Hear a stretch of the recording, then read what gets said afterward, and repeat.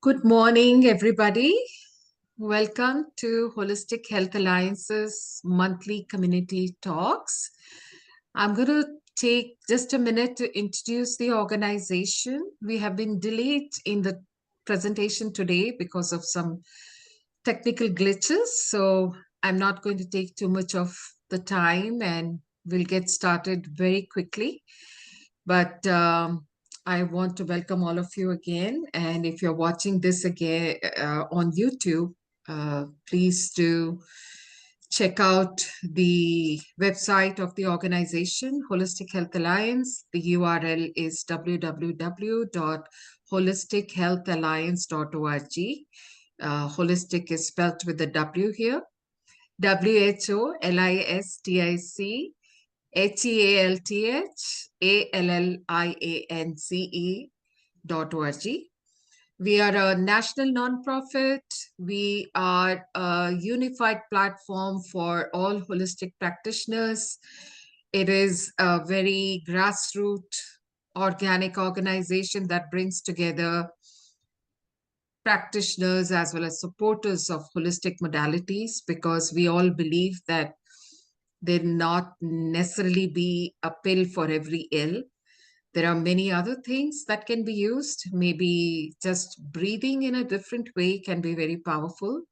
So that is the goal, to educate and empower our community about what else is out there that they can do at wherever they are, free of charge, sometimes with just things in the kitchen and other things, because drugs come with their own side effects. So one should be careful and diligent and judicious about the use of drugs. We encourage not just practitioners, but also supporters of holistic practices to join. So the platform is open for doctors, nurses, anybody else who supports the modalities that are out there other than the Western medicine. And we also encourage people like Jessica, who's going to be talking about chocolates. You know, who would associate chocolates with health? But, I think it's important to accept that desserts are a normal part of everybody's intake preferences. And it is helpful to know how to eat and enjoy desserts in a way that can be healthier. So we will learn all of that today. But just to finish talking about the organization, we also have a youth brigade where we engage our youth between the ages of 13 and 18 on two projects that are currently active. One is the Teen Mental Health Initiative, and the other one is around food awareness. It's called Fooditude. For youth, it is free to join. For practitioners and supporters, there's a very nominal fee. So please do check us out. Volunteer hours are given, and we are also an approved nonprofit for Presidential Volunteer Service Awards. So with that, I'm going to pass on the platform to Jessica to talk a little bit about herself and the very interesting topic of today, chocolates. Over to you. Thank you. My name is Jessica Ingraham. I am a chocolatier, and I have been making chocolate for a little over 5 years. I was a career waitress for a number of years, and the universe put this in my path, and from start to finish, it has felt as though the universe has been guiding me to make plant-based, gluten-free chocolate that is available for most to enjoy. And it's pretty darn delicious, if I say so myself. I have turned my second bedroom into an industrial kitchen, and I am a one-woman operation. So I guess the way I wanted to start this was to explain somewhat briefly, but the way chocolate as we know it today is not how it came to be. Like, that's not how it started. It has been known in the past. I have a lot of notes here, so you'll see me dipping over. Chocolate or cacao has been said to be the nectar of the gods and believed to have been brought down by the god, and I'm going to pronounce this as best I can, Quetzalcoatl, which is an Aztec god, to teach them how to process cacao and to drink it as a medicine. It was considered sacred. It was only for the elite. It was also given to soldiers to give them energy during times of war. And for many years, it was believed that the Aztecs were some of the first to cultivate and grow cacao. But there is evidence of it dating all the way back to 32 BC in in indigenous cultures located in Ecuador and the Peruvian Andes. So this has been around for a really long time. The way that it was produced, it was dried and ground and mixed with water, and it was turned into this, like, it wasn't a liquid, it was this chewy, kind of barely palatable thing, but it was considered medicine.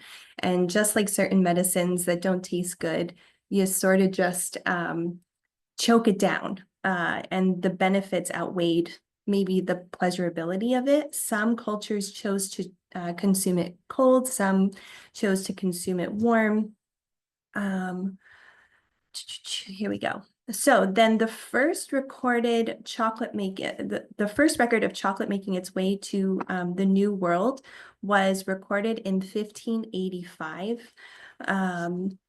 And so this is when the introduction of sugar was added to the mixture, making it a little more enjoyable, and more closely resembling dark chocolate as we know it today. Before modern machinery that we use today to make chocolate, it was roasted and ground, and like using these heated stone surfaces. It was a mixture of sugar and spices, and it more closely resembles what chocolate is today, but still had a long ways to go. Being that this beverage is considered medicine, it was used to provide nourishment in between meals and give this like invigorating pep in your step after consuming it. Let's see. And then Can I just say for everyone, can we make it interactive? Just like if anybody has questions ongoing, or 100%, absolutely. would you prefer to the end, at the end, the questions? How would you prefer? How about this? I have 1, 2, 3. I have 5 sections. So how about after each section, if somebody would like to ask a question or chime in, that would be a beautiful opportunity. Would that work for everyone?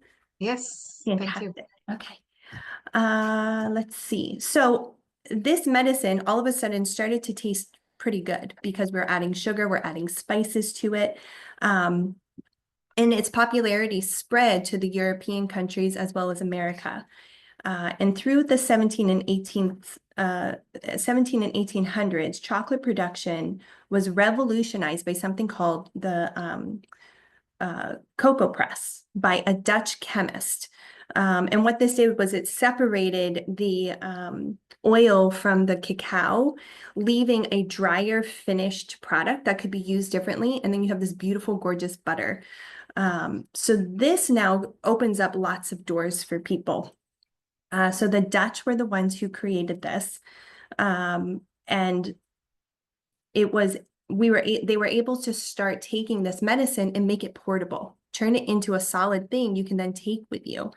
In 1875, milk chocolate was invented by a man named Daniel Peter, and he used dry milk powder, which was baby food invented by Henry Nestle, and the two of them partnered together to develop the Nestle company as we know it today. And so beautiful minds coming together, making something. And in 1879, a Swiss inventor named Rudolf Lindt chocolate, developed this technique called conching, which refines the particles over hours and days, making it so your tongue can no longer detect all of the particles. And essentially, it's as smooth as chocolate is today. And so this is sort of, there's so much to this, but this is sort of mapping out the timeline of how chocolate came from this gritty, thick, let's be honest, not so pleasant consistency and texture and concoction to something that now has dairy in it and sugar in it and spices in it and is creating this delicious treat. And then the Swiss were also the first to realize that cocoa butter has a crystallization structure. So that is part of the chemistry. We're not going to go into it. I could geek out on that for a long time, but there is different crystal structures to cocoa butter that once you get it in the right crystal structure, it is solid at room temperature and it will not melt in your hands upon contact. Into the 19th and 20th century, chocolate became more popular and it became more diverse, more refined, and more pleasurable to enjoy. And so some of these companies that we know today, like Hershey's, Wilbur's, and Nestle, they found their roots here in America. And they were sort of the pioneers to what we have now come to love in either box store chocolate that we see in grocery stores or small little craft chocolatiers like myself. So that is the brief history of chocolate. Now would be a great time if anybody wants to chime in or say anything.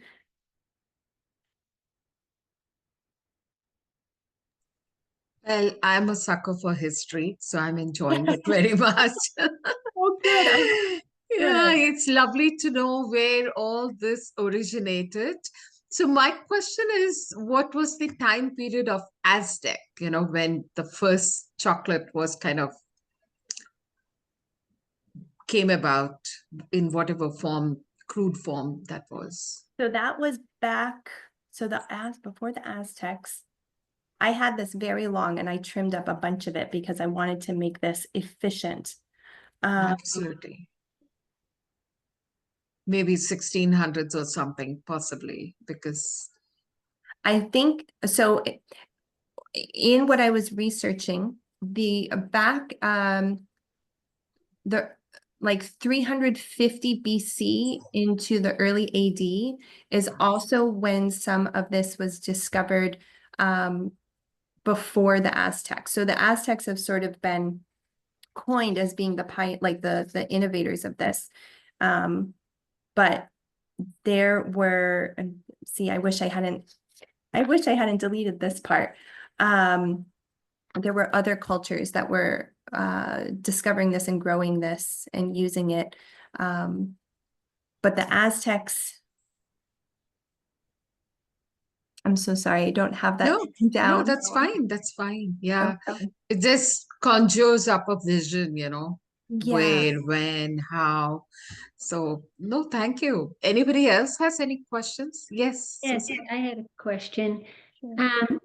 So I love dark chocolate. I buy organic dark chocolate. And as far as the quantity or the amount, they say you just need a small square. You don't need a whole candy bar. I think that would be the question that I was kind of asking to see what your opinion was on that. So we'll talk a little bit more, or I'll talk a little bit more here about like chocolate specifically, but if you're eating dark chocolate, you don't need a whole lot of it to get the health benefit. Well, let's launch into it. To get the health benefits of it's a great source of healthy fat, iron, potassium, manganese, magnesium, fiber, phosphorus. It has copper in it as well. It has so many good things. And when you start moving into like milk chocolate, you start to adulterate those properties, like those benefits. The higher the cacao content, so you would see on a chocolate bar, 70%, 80%, 90%. That's how much of that cacao solid is in there. And that's how much you're going to be getting those benefits from that chocolate. And that is also going to result in a less sweet chocolate because there's less sugar in there. So a couple little nibbles, you really don't need, because if you eat or drink cacao too often, you can get a buildup of those minerals in your body. And if you don't have something to counteract that, to flush those minerals out, that can cause some adverse effects over time. But I think you'd have to be consuming it pretty regularly and in high quantities to really Like get a that. couple of candy bars a day or something. Yeah, Oh. I think the benefits outweigh, and this is also specific. Every person's body is different. So some people's bodies may be more sensitive than others. If you nibble on a few squares of chocolate, especially higher cacao content chocolate, you are getting so much more of those benefits. Does that help answer your question? Yes, thank you. Good. Okay, so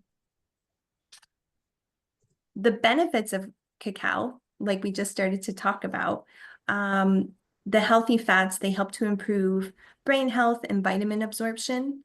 The iron helps to improve energy and boost your immunity.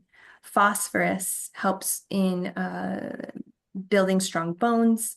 Manganese helps in the formation of bone and tissue, and also in blood clotting.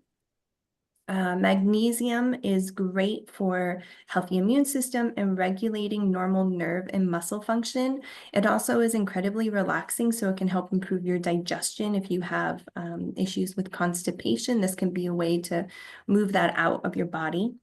Potassium is great for muscle contraction. Fiber, again, digestion and lowering your cholesterol. And cacao also contains small amounts of caffeine and large amounts of theobromine. These are compounds that help give you a little pep in your step. And so if you're super duper sensitive to caffeine, you do have to be mindful of it. Some people really can't eat that much chocolate, if at all, or they have to do it at certain times of the day, and they can't have a sweet treat at the end of the day because it will keep them up. I actually drink most mornings. I drink a cup of ceremonial cacao in place of coffee. And that gives me a nice little boost. It perks me up. I don't have that like running to the bathroom or the diuretic effect. It's very natural. It's very, my body really absorbs it beautifully. And it has replaced coffee in my life personally. If I choose to have a coffee, it's later in the afternoon. But the thing I like first in the morning is to be able to sit and have a cup of warm cacao, which is just the fermented cacao and water and a smidge of honey and a little salt and whatever else you want to add to it. You can definitely sweeten it up and make it more of a hot cocoa-y beverage if you want. But you're getting more of the benefits by drinking it that way versus if you were making a hot cocoa powder, if that makes sense. So those are some of the, let's see, can lower blood pressure. It can reduce the risk of diabetes. It's really high in antioxidants. And so it's a great way to get those into your body. It can lower the chance of heart disease because it has high levels of nitric oxide, and that helps your arteries and blood vessels to relax. So it helps move that blood through your body a little bit easier. It can lower your LDL, your bad cholesterol. It reduces inflammation, and that again, like the magnesium, like if you take a magnesium supplement, this is a natural way to get some of that magnesium in your body, and magnesium can sometimes be used to help in aiding with muscle relaxation. It can improve your mood. Who doesn't like chocolate? It can boost you up and give you sort of a little serotonin release. And it can improve brain function, which we already kind of talked about, because it is a healthy form of those like healthy fats that you want to get into your diet. And it can improve your performance because of it having that like subtle caffeine boost. It can definitely help if you need to, access a little bit of energy that you don't have. A few sips of some cacao or a nibble of like really high quality dark chocolate can give you that little boost you need to get through whatever it is you're trying to get through. So those are some of the health, and then a lot of what I'm talking about is about cacao, not about chocolate. We'll get into chocolate, but right now we're just talking about cacao, which is the origin of how the chocolate we've come to love today starts, right? So those are the health benefits. Does anybody have any questions? Hi, Nicole. Hi, how are you, Jess? Hey, good. This is great. I'm learning so much. Oh, And good. honestly, I think when I do my Ayurvedic wellness plans as a Ayurvedic health counselor, I'm going to consider this in some of my plans for some of my people. Cool. I guess one of the questions I had was, you were mentioning the form of cacao that's better than the powdered form. And what form is that? And where do you find that? So great question. And that leads into a whole nother section. You ladies Okay. are segueing beautifully. I can wait for that section if you want. No, we're going to jump into it because I think it's going to help answer your question. So I have another question too. oh, okay. Do you want to One quick that might not, and then we can Sure. get that one. Yeah. Others I was thinking about because of the caffeine content, which I didn't really stop to think about. Like I've known about it, but didn't really think about it.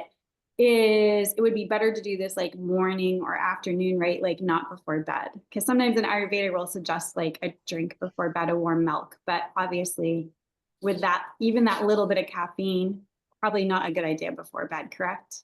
Probably not. I will say that I have watched people in my life order a coffee at 7 o'clock at night and True. soundly an hour and a half later. So I think that depending on the person, if they're highly sensitive, absolutely having it earlier in the day, probably for myself, I cut off any sort of caffeine by like 2 o'clock in the afternoon, unless I'm going to go to bed early and then it's a little bit earlier. But some people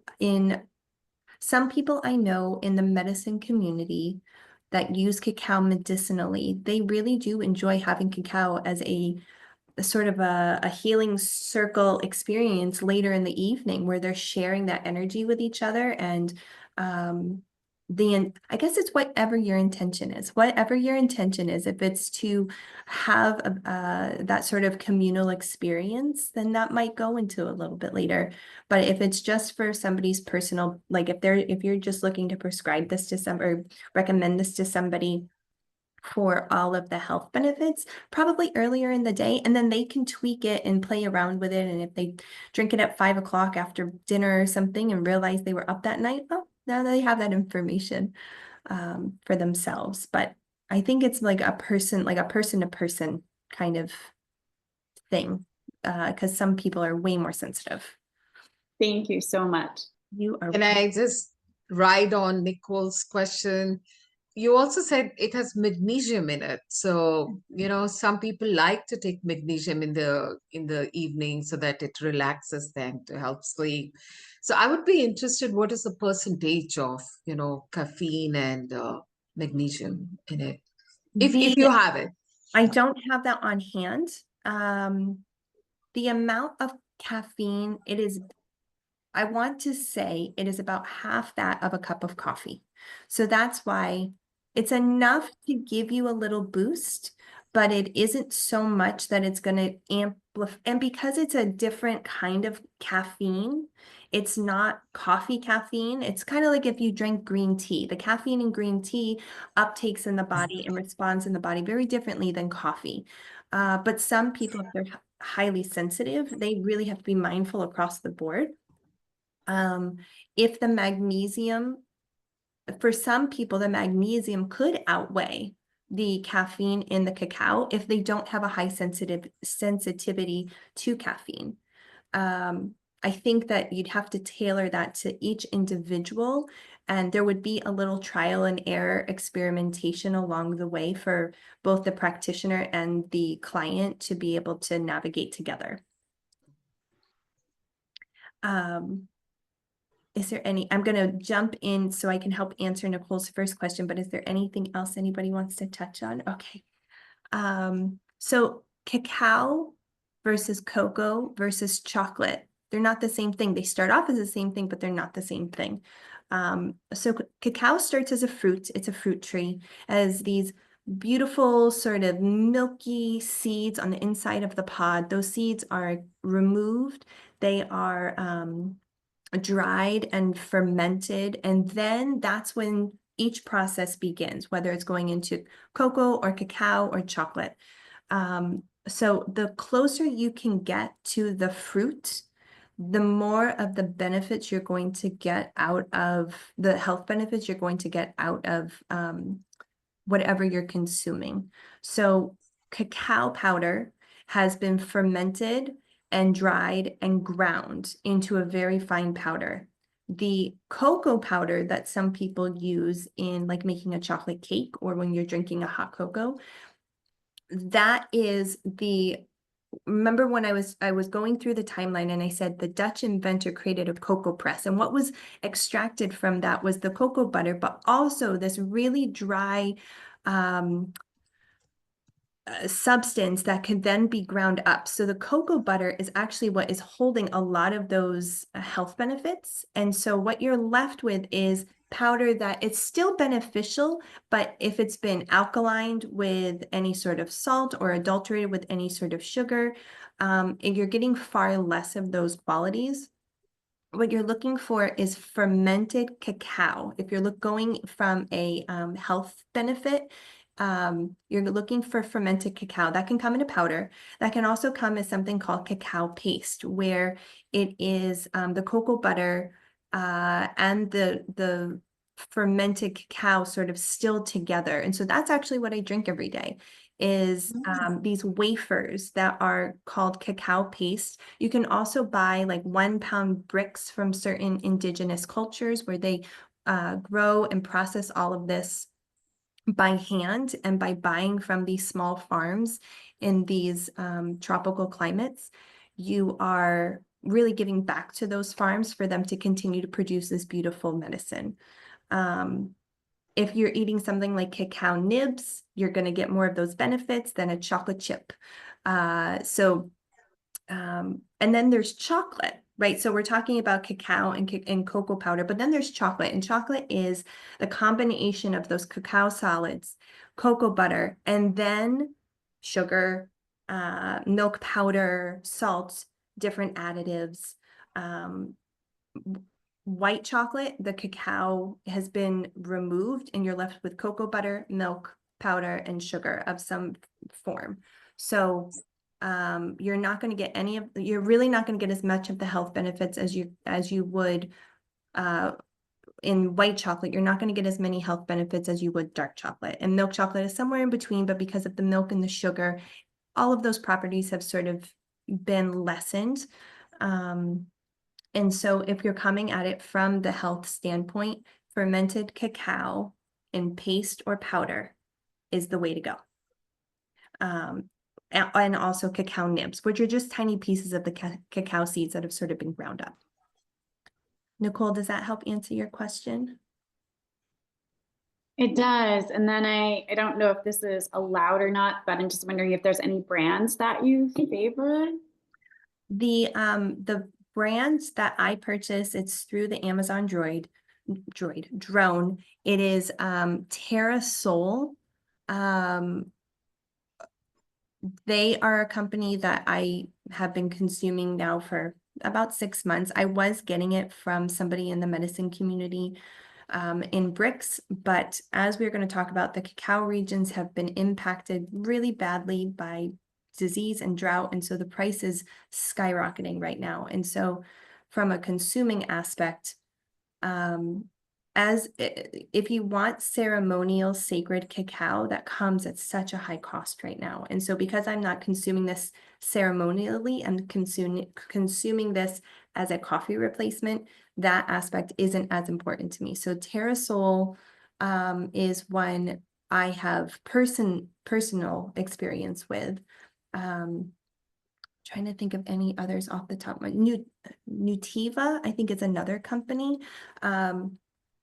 So those are some more reputable companies, I would say.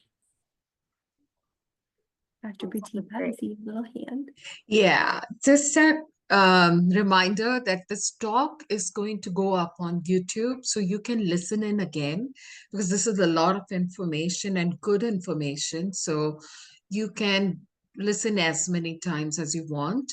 And I'm going to request Des to share the links to, some of these recommended companies, and I can put it on the YouTube annotation so that's available even later on. Um, and I had the similar question that the wafers that you were talking about, wafers and nibs, are these same companies or these are available? The wafers are from Terrasol. Okay. So those, and because if you buy like a 1 pound brick from a small farm, you have to chop that. And I don't know about you, but at 6 a.m. I don't want to chop anything. So these wafers actually make it much easier for me to count how many 7 wafers equal about 20. So that's something else. If you're drinking this the way I am, you want to drink about 25 grams of the cacao to get some of those benefits. That is when you're going to start to feel that heart opening and that more spiritual component that this medicine, if you will, really possesses. The cacao nibs, it's been a couple of years since I purchased. There was a small little container I found at Shaw's, a local grocery store in our area. I haven't purchased that though in a little bit. And it goes great on a little bit of yogurt or on top of a little oatmeal, just gives a little crunch. These are all really common things though. And so easy to Google search. And if you don't like to participate with Amazon, then there are lots of other areas you can, like lots of other companies that you can purchase this stuff. This isn't niche stuff that you have to only get from 1 or 2 companies. It's pretty widely available. I think I would love to hear your own ritual. Like, how do you mix it with milk or, what is your exact ritual in the morning? And we would love to hear that. So I do 25 grams of cacao with warm water. I use a bit of shilajit I add that to it. I put a little bit of Celtic salt.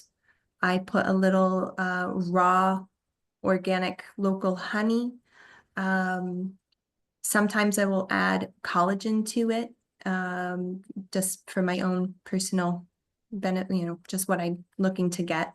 And then I will put a little splash of oat milk in it. And so it's totally plant-based if I don't add the collagen. And I just sip that in the morning. And I will, if it's the summertime, I'll go outside and I will sort of greet the day and listen to the birds or watch my little kitty cats run around or whatever. And part of the medicinal side of cacao on its own is it brings you back into the present moment. And it can give you this sense of inner peace. And because it is connected to the heart chakra and it's really, it can really open your heart chakra, it gives you this level of compassion. It can really facilitate a lot of healing on its own. And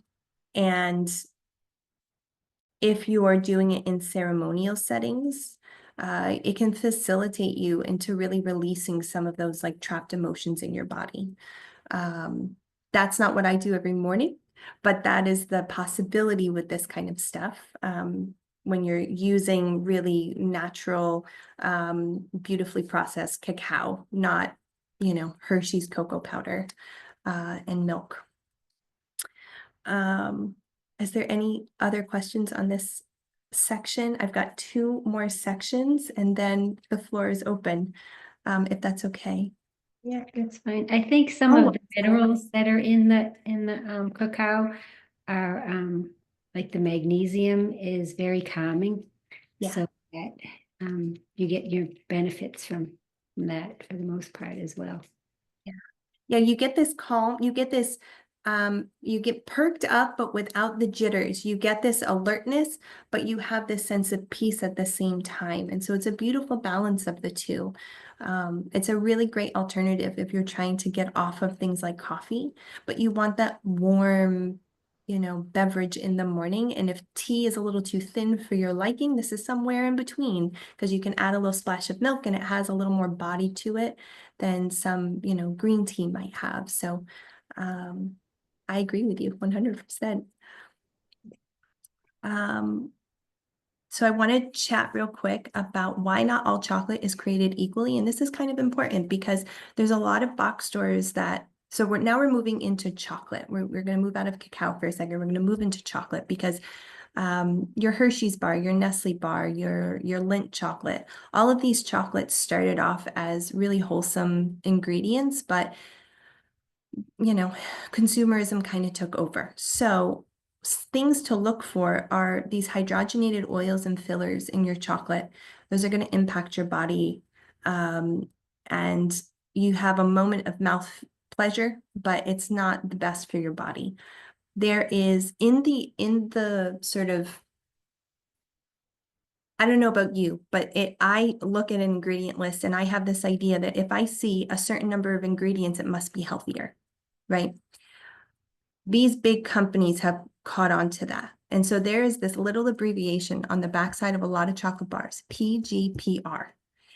That stands for polyglycerol polyrictinolate. And the fact that I cannot pronounce that as well is because it is not meant to be in our bodies. And it is also known as E476. It is a synthetic food additive that is derived from castor oil and glycerol. It is used to replace cocoa butter. It's far cheaper to manufacture.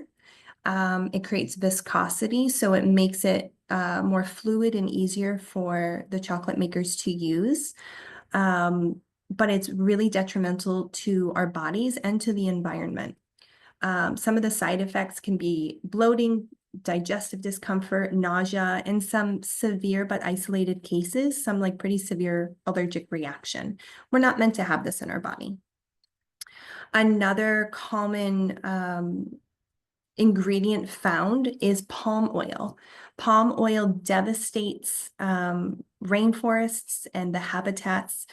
The way in which palm oil is acquired is by going into these habitats, often killing the orangutans who are trying to protect their home, and leaving a lot of little baby orangutans orphaned. And so you might hear of these like orangutan sanctuaries that are taking those orphaned orangutans and trying to keep them safe. The purpose of that, again, is to replace cocoa butter. It helps stabilize the chocolate, making it solid at room temperature, and increasing that fluidity. It's super cheap. And so with the skyrocketing price of cocoa butter right now, a lot more companies are trying to figure out ways to keep their prices low by using ingredients that are really terrible, not only to us, but to the environment.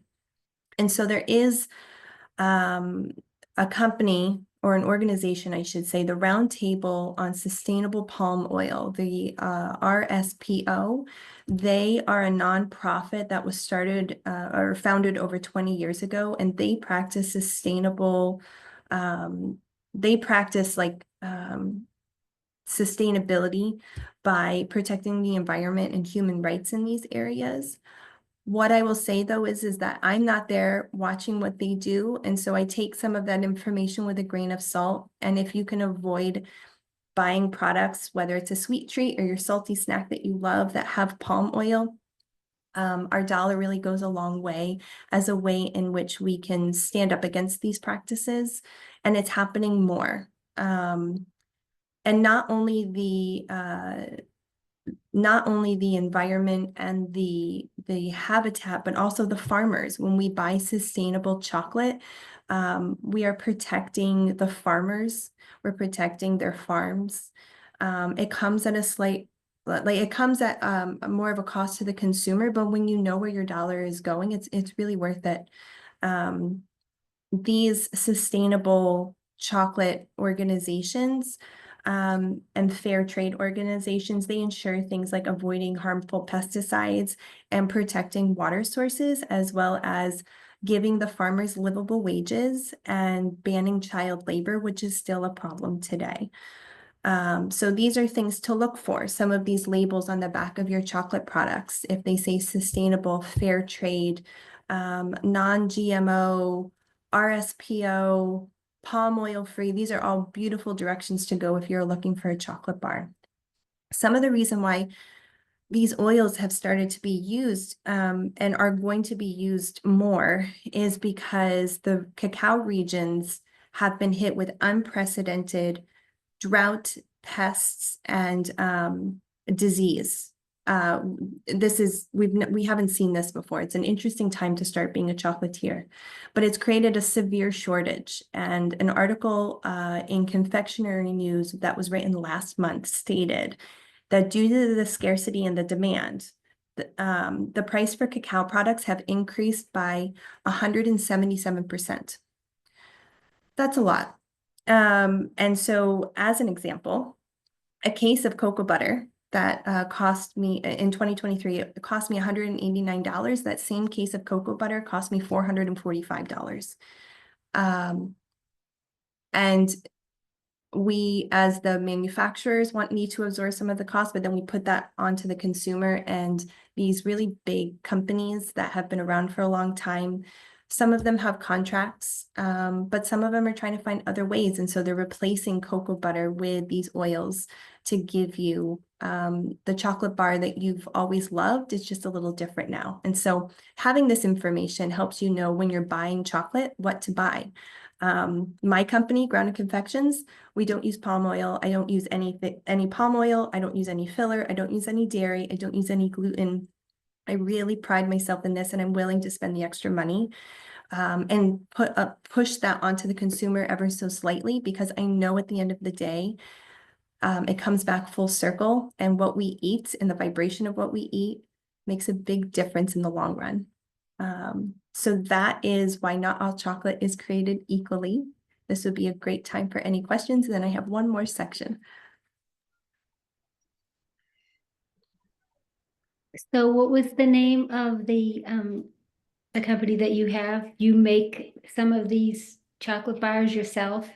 So my brand is called Grounded Confections. Grounded Confections? Yes. And her information is also on the website. She's featured this month, Susan, so you can still go, and it's even on the event page. So there are many ways to land to her website, just so you know. Okay, well, thank you. Thank you. I have a quick comment. You know, all the points that you have made are so important but overlooked. We as an organization, as a nonprofit, and Susan has been with us, I think, for more than a decade. We practice that. You know, we, like, for example, we had a picnic. Everything was compostable, no plastic, because I personally believe that unless we take care of the earth, we cannot take care of our own health. So it's a matter of responsibility, choice, but also responsible choice. So I think everything that you're saying, I hope people are going to pay attention to. You know, I'm going to request if after the talk, you can send me at least 5, 10, 12 bullet points that you want people to notice. And I'm going to put that on the event page, because hearing you, it's clear that it is not a good time to buy commercial chocolate at this time, probably. I'm always looking for palm oil, and palm oil is in everything right now. Everything. And I've stopped buying all the snacks and everything, you know, even from Indian stores. So this is something that you will not notice as a consumer unless you are being educated about it. So thank you for bringing that up. You're welcome. Thank you for being a mindful consumer. It makes a big difference. And it's nice to have some kind of a snack that you enjoy that's still going to be good for you, because that's pretty hard to come by at times. Agreed. Right. I have one last question about that. You know how some of these companies get wise to that, where you mentioned this, that we're looking for these things in the ingredient list. Have you noticed, or do you know of another name that they're calling palm oil at all? Like, I know that they've changed the name of some things. Maybe they haven't done that yet, but I was just curious if you had heard or knew. That's a really wonderful question. Not to my knowledge, but I wouldn't be surprised if that's around the corner, because the more that this awareness becomes more publicized, the more that these big companies start to find, creative ways, like the PGPR. And I remember the first time I saw that as a chocolatier going, I wonder what that is. I mean, it was in a chocolate bar. I have never seen this before. And it is an abbreviation for something icky and terrible and gross. And so that was the first time I really became aware of just how insidious some of these companies can be with trying to meet their margins and their profit lines, and they won't stop at anything. And they are playing with the consumer for that exact reason, that when we look at an ingredient list and we only see 7 ingredients, we think this must be better for us.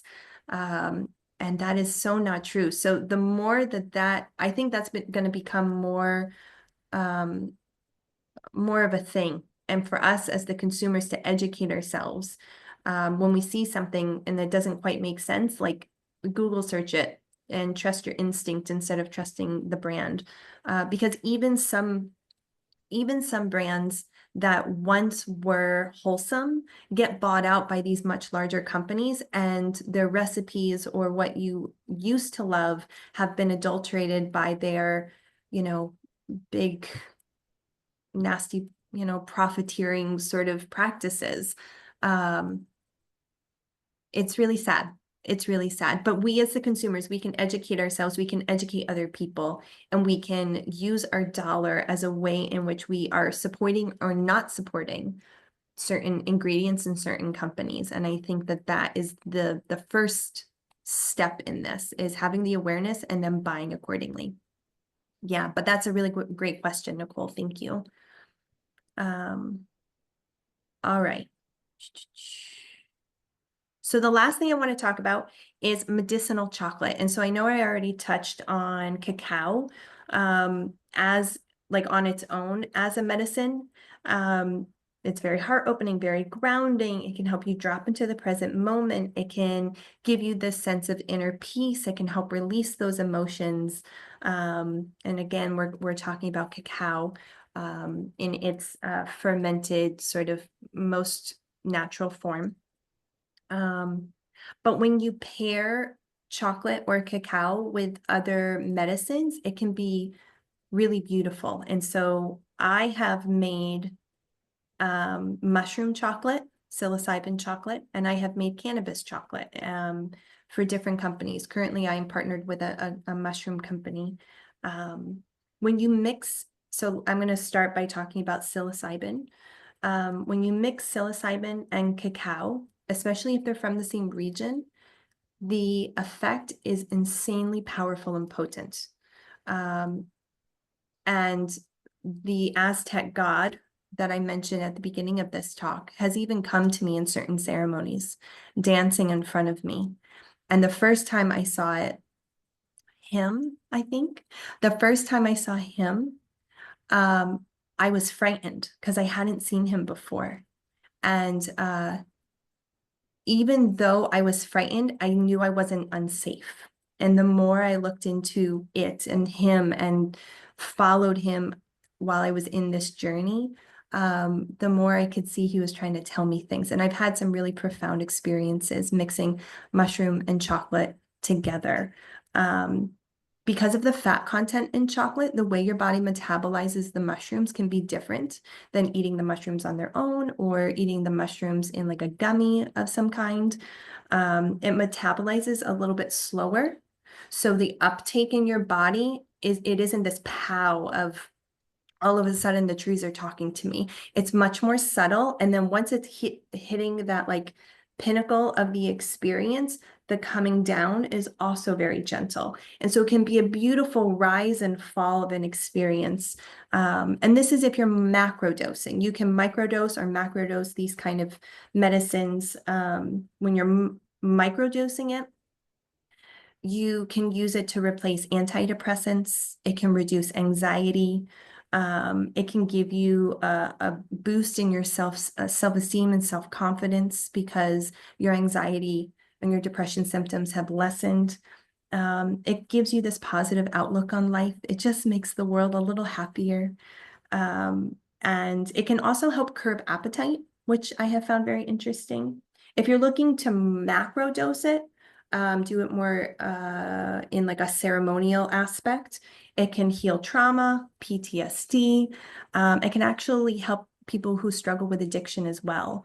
And it can bring you back into that alignment that you were brought here in this world, looking to really be in alignment with. It can bring you back into that alignment.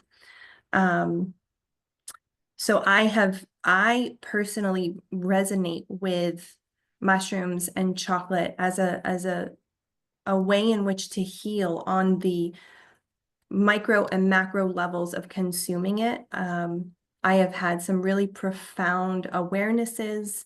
I was able to come off of an antidepressant that I was on for a period of time. I was able to see a level of personal worth and leave an abusive relationship that I was trapped in.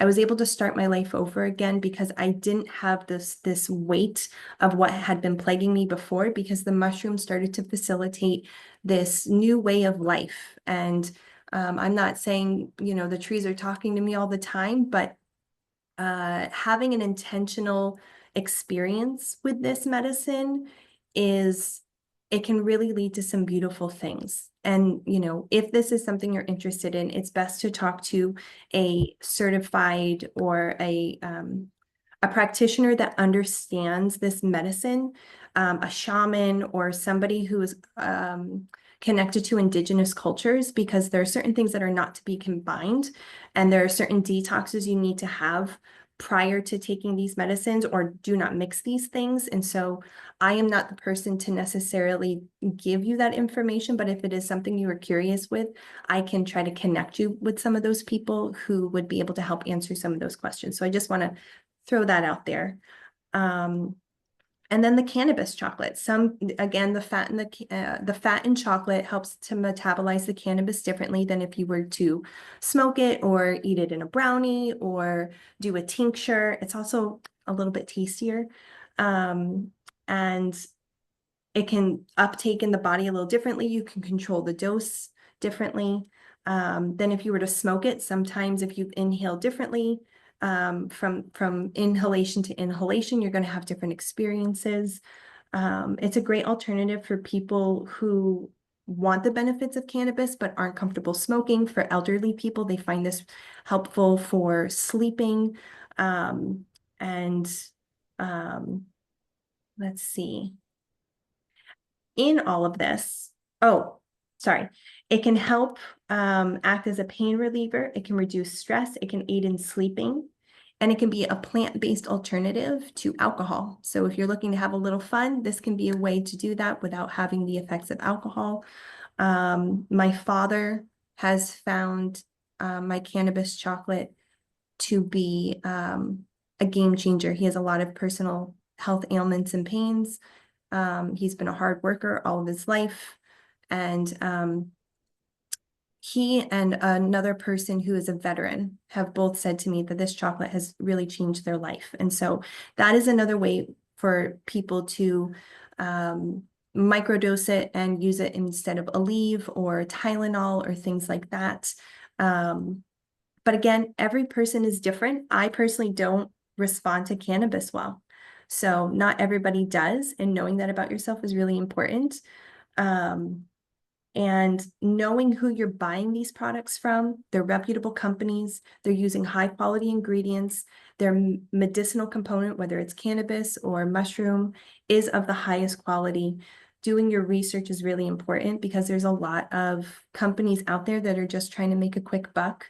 and their product is garbage. And it just is. And it's what is the saddest part of it is that somebody who's trying to save a few dollars is not going to have the medicinal experience that they may be looking for. So knowing who you're buying it from, knowing the company, knowing it's a reputable company is really key.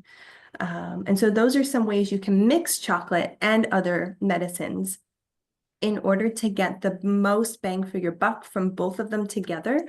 And whatever your intention is. So I guess I'll close this by saying, whatever your intention is, if you're looking for the benefits of just cacao itself, if you're looking to enjoy a chocolatey treat, but having that awareness of the hidden additives that could be in it, if you're looking to reduce anxiety or heal trauma, there may be some medicinal chocolates that can benefit you.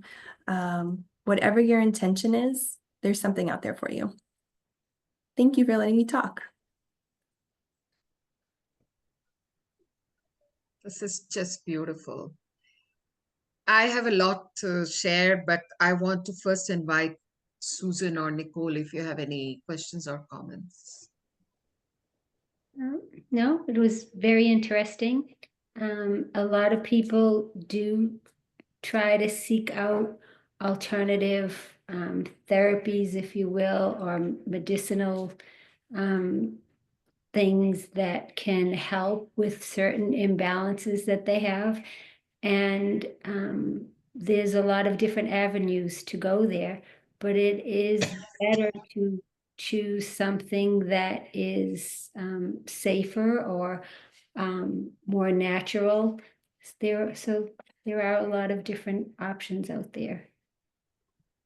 Thank And you. people need to get the help, and they shouldn't have to feel hopeless.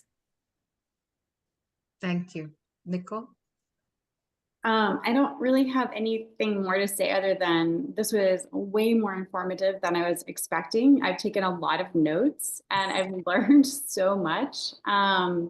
I'm just really grateful that I took the time out of my day to sit here and be here and to hear this talk, because it was really powerful. And I hope more people, I know when it's up on YouTube, will it be accessible to everybody, even outside of Everybody. Ours is a public platform completely. I want And to share the link with others too. So yeah, it thank was you so much. so good. So, on that note, please, whenever you share the link, please invite people to subscribe to the YouTube channel, because we have only recently, just a couple years, we have started and we want subscribers. So we would appreciate if you can ask wherever you're sharing to subscribe, and also bring in more people on the platform, because you can see how powerful a talk like this can be. And I ditto agree with you, Nicole. I didn't expect so much information. So this is Jessica, kudos. I also want to say thank you for being vulnerable and sharing a part of your own story here. That always is very powerful. People can relate more. Then I also want to say that this is a bold and beautiful talk, because we have touched on topics towards the end which are considered a little taboo and not discussed openly. And ours is a public platform, and we have about more than 1,000 subscribers in our newsletter, blah blah. So wherever it goes, it'll go. I want to comment on that part first, that psilocybin, mushrooms, these are emerging medical interventions, actually. I have a friend in Colorado who is a mental health expert, and she held a psilocybin retreat last year, which I almost was going but could not go because there was some clash, because I wanted to explore what is this for my PTSD clients. She does microdosing.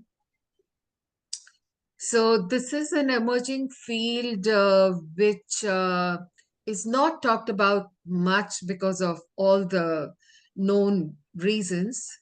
But I'm so glad that it happened in this conversation today. It is out there. And Jessica's products are on Etsy. Her profile is on our directory. And that is why I want to give a call out again. I really want more practitioners to join in. This is the only non-commercial organic grassroots platform that is truly here only for practitioners and only for the community. So just check out the website. I really want this to become like a strong movement where we are empowering and strengthening each other as well. Because unless you tell the community who you are, what do you do, what do you offer, how does it work, I don't think people will understand how to access it. I think it's been extremely educational to know, to once again go back to the basic of reading the label and understanding what each ingredient means out there. There's no shortcut to that. I mean, more and more it's going to be like that, that things we eat, we need to know what we are putting on inside our body. So that is why we have these variety of talks where we want practitioners to come and share what it is they offer, what does it mean in terms of health benefits as an alternate to add on to self-care. We emphasize self-care. Some of the talks are just about self-care. So do check out our earlier talks as well, whoever is here and whoever is listening in later. There's a wealth of information out there because everybody takes out time to share something, you know, from their expertise. So I feel always very charged with our monthly meetings. So I hope, you know, whoever's listening in, this is Valentine's weekend, so we don't have really strong attendance today, but I know people watch later on, we get views and all that. So this will be on YouTube maybe in an hour or so, because I'm personally going to make sure it's up quickly. But